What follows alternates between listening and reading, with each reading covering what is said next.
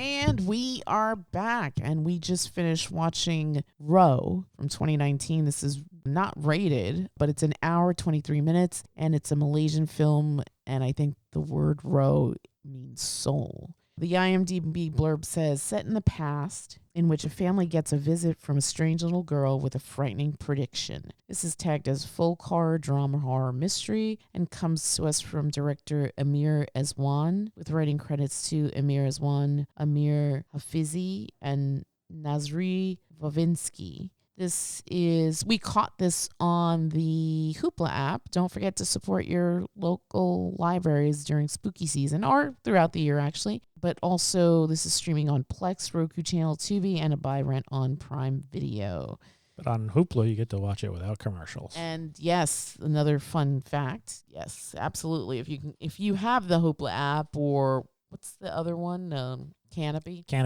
Definitely support your public libraries and use the apps to watch these films, because you can watch them without commercials. This is a first for us. I don't think we've ever done a Malaysian film before, and I'm not going to lie, I enjoyed it. It was creepy and spooky and turned my stomach. It was very ambiguous as well, but that part didn't bother me. I was along for the ride. I was very invested. I felt terrible when bad things happened. You have this single mother. I guess she's a widow. Don't really know what happened to the father. I think the daughter said that the father died. I don't know. I mean, there was another conversation where they said, is he going to come back? And one of them said, I hope soon. So I don't know. When she says that he died, was it because she was already changed and different and knew more? Or I don't remember.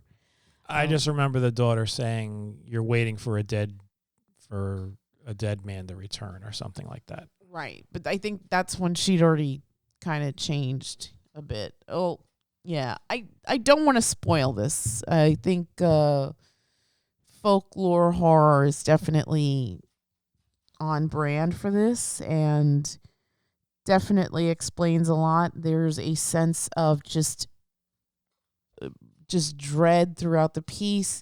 It's interesting because you're immersed in nature, and in the daytime it's serene, but there's like this undercurrent of malevolence throughout, and then in the evening it just ratchets up with the noises and just the imagery that you're seeing. The beginning sequence is just really far out, just no explanation, and we just dive into the story. What are your impressions of the film? I mean, I'm glad that you liked it. I didn't really enjoy this movie. Okay, I agree with you that the creators set up a film that had a lot of atmosphere, some creepy visuals, but for the most part, I found the story kind of muddy. I found the characters that were introduced a little bit too ambiguous as far as what their motives were. I mean, the only ones whose motives you know are the mother and the son and the daughter. And they're basically just trying to make their way in this society that they live in. I guess I got the impression they made charcoal. I think they kept talking about getting charcoal. It was very important. We got to bring the charcoal. Right. I don't know that they made it, but it probably, I don't know, had a lot to do with their livelihoods or something. Yeah, they lived out in the middle of nowhere. There was a village across the river. Later on, you find out that there's some sort of, I guess, medicine woman who lives on a hill, who's just there to collect herbs and stuff, or plants. That's what she said she was doing. And then there's the hunter. Or the stranger, who you never really know what the hell's going on with him. And, of course, there's the weird little girl that is introduced in the beginning of the movie. There's always the strange little girl in Asian horror. She was definitely representing the hair covering the face. She was a lot dirtier than Saya Samara. Yeah. She was covered in blood and dirt and filth most of the time.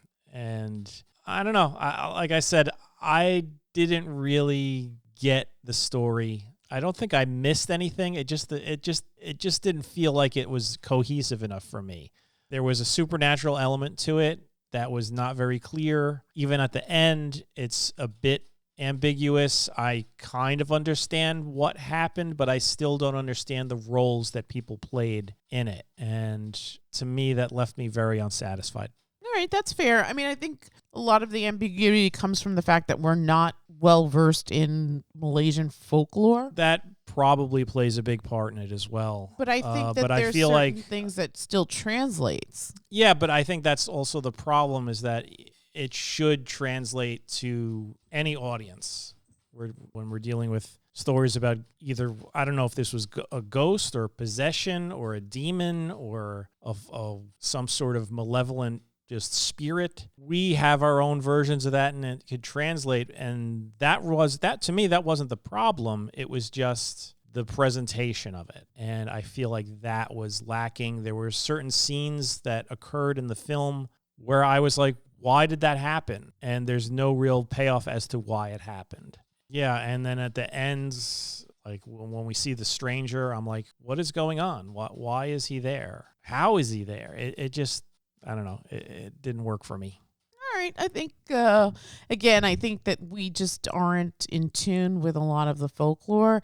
I think there's a really interesting quote at the beginning. It sounds like the devil's having a conversation with God, and he basically says, you made me from fire and you made him from clay, and that he's better.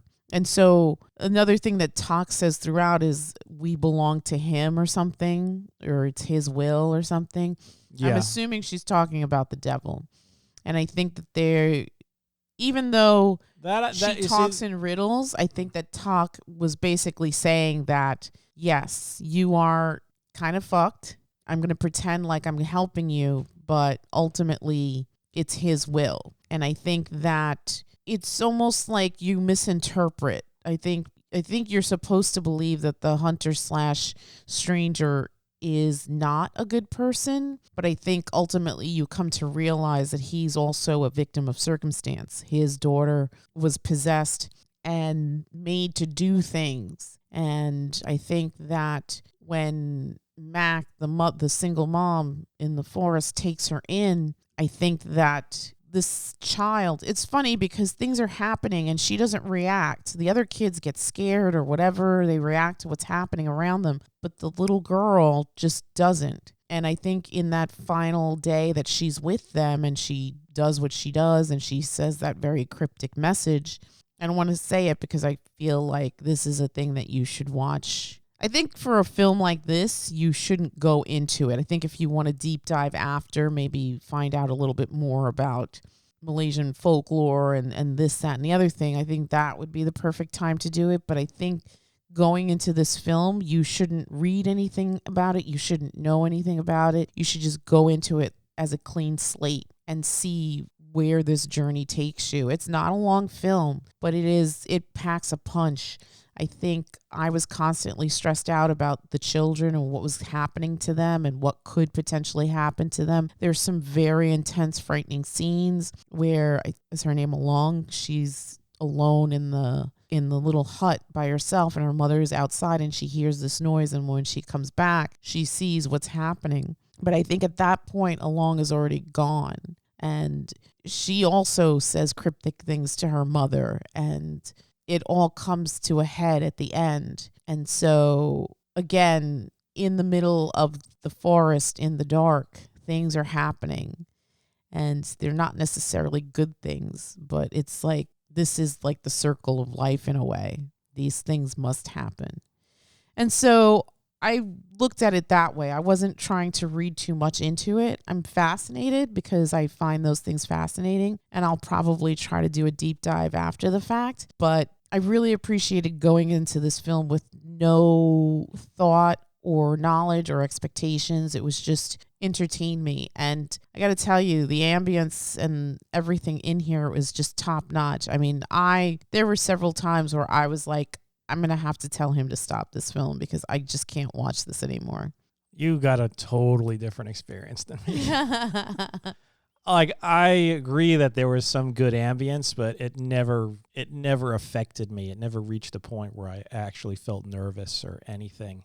Well, because you're heartless. Maybe that's what it is. I'm a heartless monster and That's got to be it. But yeah, I did not get any of what you just said. None of it affected me the way you said it, or the way it affected you. I was a little bored. I'm not going to lie. Interesting.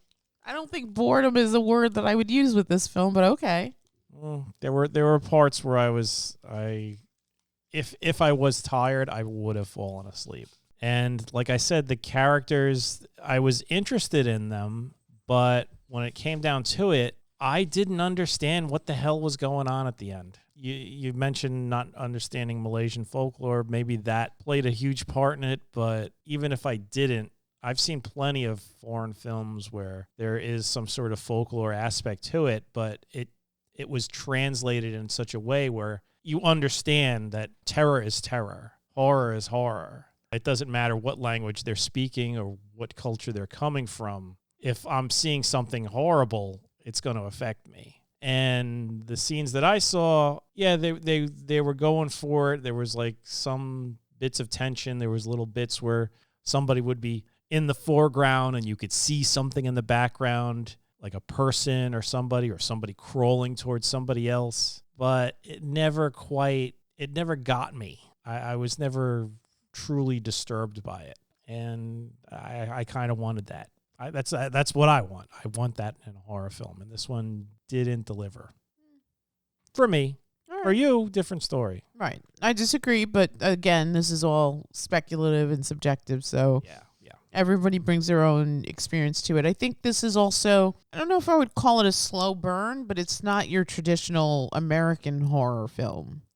Yeah. This, I would also qualify it as a slow burn.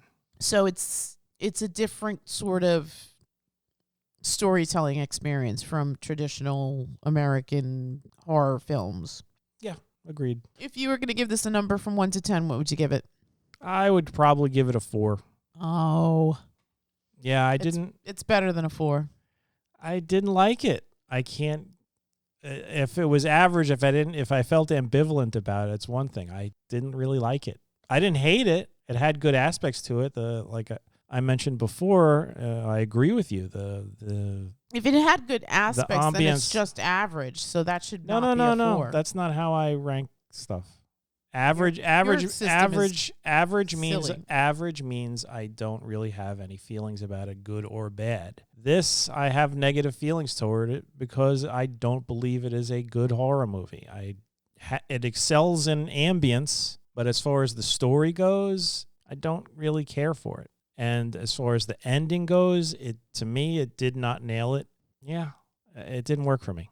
We saw, was it last year or the year before? I don't remember. No, I think it was this year maybe. Disappear Completely. Do you remember that film, The Photographer? The Photographer, yeah. Did you like that more than this? Yeah. Interesting. Yeah, I think I enjoyed that one a lot more than this.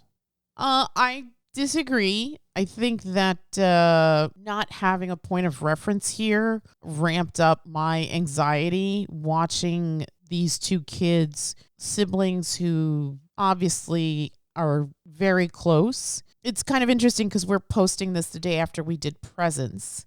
And Presence is a movie about two siblings, but they're not close at all. And I think that in this one, they don't go too much into the relationship. But when you do see the two siblings together, they're amicable and sweet to each other. And there's no bickering or anything. They're just looking out for each other and looking out for their little family.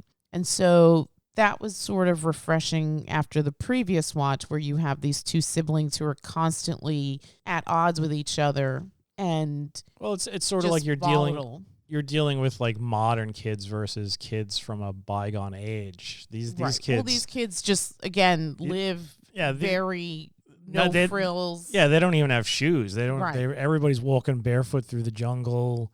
This kid's talking about how, could I pick the chicken we're going to slaughter today for dinner? And his mother's just like, just go get the charcoal. Yeah. Yeah. And meanwhile, in the Presence, it's sort of like, we posted this chick's picture on Instagram, and man, we humiliated her, and it's. Yeah. Well, I think that was another thing that I really enjoyed about this film because it's not kids making stupid choices and being completely immersed in their phone as they're not paying attention to their surroundings. These are kids that don't have an easy life, that are struggling, that are just trying to keep their heads above water, and weird things are happening to them in the middle of nowhere. Their closest neighbors are across the river, and to the point where something happens in that village across the river and they're not even privy to it. So they are completely cut off, completely isolated, completely alone. The father/husband has gone away. Nobody knows where he is. And it isn't until along changes that you get insight into what potentially happened to the father, right? Because previously, towards the beginning of this film, when the two siblings are speaking, it seems like they're hoping that their dad will soon come home. But that's not what this is about. And then the little girl that comes out of the jungle and follows these kids to their home, she's also just really well done and creepy and just unsettling. This child that's in the first sequence, the first time that you see her, she is in the dark. I don't know if she's doing some kind of ritual or something, but it is just, it's creepy. It's creepy. I mean, she's a child and she is doing things that a child her age shouldn't be doing. And then in the following things that happen, she is saying things that are very alarming. I really appreciated the fact that not everything was force-fed to me, and it left a lot open. And sometimes in those moments of uncertainty is where more of the horror happens, because you're filling in the blanks of the experience. So I think for me, this really, really worked. I really, really enjoyed it. And I think I would give this a 7. I think it's strong. It's not your typical horror. Again, I don't think that we've ever done a Malaysian film. We have done Asian horror in the past, I believe, but not from Malaysia. This story is set up in such a way that it's very Spartan. It's very sparse. There's 5 characters total in this thing. And we inhabit this world, and it's like, oh, actually 6, right? Because the family, the little girl, the hunter stranger, and Tak, right? So there's 6 characters total in this story. And it almost feels like they're the only 6 people living on the planet. That's how removed you are from civilization. They are just in the middle of nowhere in their own little cosmos, living their lives, just trying to get to the next day, and shit goes sideways super fast one night. And it's kind of interesting because I'm watching the piece and I'm thinking, no good deed goes unpunished. If we've learned nothing else, it's that no good deed goes unpunished. Mm-hmm. That's the moral of the story. Yeah, I think I understand what you're saying, and I don't agree with it, but I completely understand what you're saying, and I could see the points that you're making. But I think for me, having this be this just really ambiguous piece of storytelling seeped in folklore, very Spartan, very no frills, really ratcheted up my anxiety. And it felt like it just didn't stop. And it's not a long film, but to have that constant pit and dread in my stomach just amped up this storytelling experience. So that's why I'm giving it a 7. Okay. All right. Again, please don't forget to like, share, and subscribe. And if you liked ROH, let us know in the comments what you think. Is there another story that does this better? Other folklore horror? Drop it in the comments. We'd love to know.